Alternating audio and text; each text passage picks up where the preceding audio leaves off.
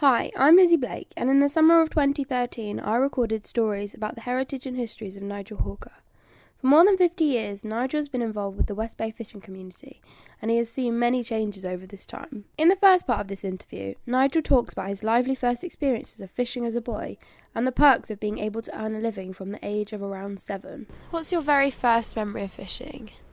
Being out with my father and grandfather and mackerel seining off the beach, which is the East Beach just behind us here, catching the mackerel, and I was putting the bow of the boat out of the way, so-called, while they shot round the shoal of mackerel, and they caught the shoal of mackerel, and I stayed in the boat with my grandfather, while my father and the rest of the shore gang handled it, and pulled the boat up the beach, loaded the mackerel in, and rowed in the harbour. And that's my first recollection of fishing. I was 4 or 5 years old. That would have been in 1950. We were still on rations from the Second World War. When we got to the age of 10 or 11, that's Black Hut there, that bit there, and we used to sit on the top of there and watch for the mackerel, and our fathers, uncles, etc., were working. My father used to work on the beach here, collecting the gravel for export and that, to make it, doing various things. And when they finished at 4 or 5 o'clock, we could tell them where the mackerel were, and we'd have the boat all ready, and they'd come straight from work, straight into the boat. They might not go home for anything to eat. They might be there till 9 or 10 o'clock at night. And they'd send us over the pub then to get some bottles of beer for them, And we went over the pub and bottles of beer back. We were allowed a lemonade. And as boys in that day, if you can imagine, I'm talking 10 years old, I would have been, that would have been 1955. As a boy's share then, we could earn £4 to £5 a night in 1955. So that was a tremendous amount of money. An average wage then for say a labourer on a building site wasn't much more than that. About that time as well, when I was 10 years old, we had masses of sprats come in here. And the sprats were caught, and you catch those in 10 tonne at a time. 10 tonne, one shot, one crew. And you'd load them into a lorry up here, tip them all into a lorry, and they would go out to a place called, at Netherbury, called Slate Mill, where they were turned into fish mill. And we were doing that, and there was 19, 20 crews from all over doing that at the time. Thousands of tons. A very famous radio presenter, come television presenter, Johnny Morris, actually came down and interviewed us, and I was on the television then, landing these sprats and that, at the age of 10-year-old. So I've been in it for a while. Well, you said you were earning quite a lot of money at the age of 10. What was that like? We could buy things that the other children couldn't. I mean, I bought my own first push bike. I bought it myself, not my parents. I bought it. I had the money to buy it. And a push bike in those days was about 15 quid, brand new. And so you could do that. We could go to the pictures. We could, we could do all sorts off our own back.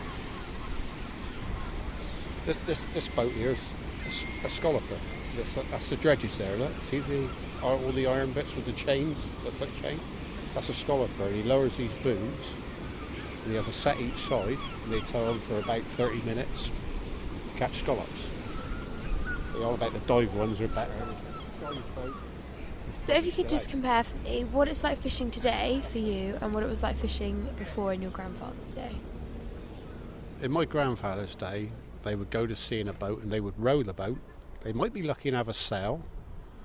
If they had a compass, they were really top notch. No life jackets, no flares, no radios, none of that. If they wanted to find a piece of rock, it was either to put their pots on. They would either know from experience, or they would use a lead. And a lead shot is, they would have a lead with a hollow piece in the bottom with wax stuck in it, and you'd lower that to the bottom, and you could tell if it came up with gravel in, you were on a gravelly bottom. Sand. If it came up with nothing, you were on a hard bottom. So that was their echo sounder.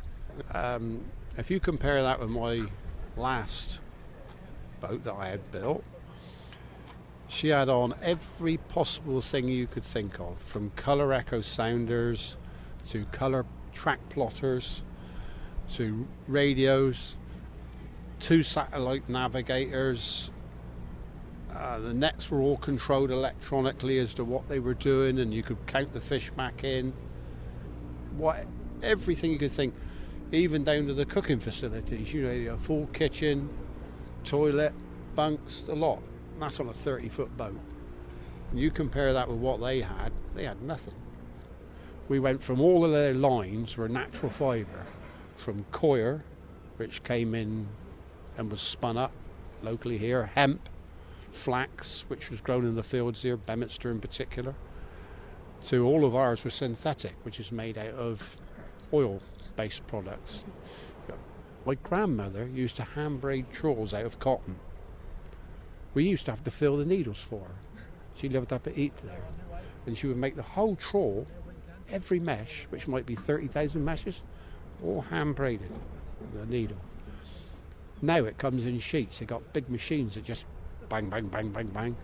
So that's the progress. You went from natural fibre with nothing out there to now you've got synthetic fibre. It is so different.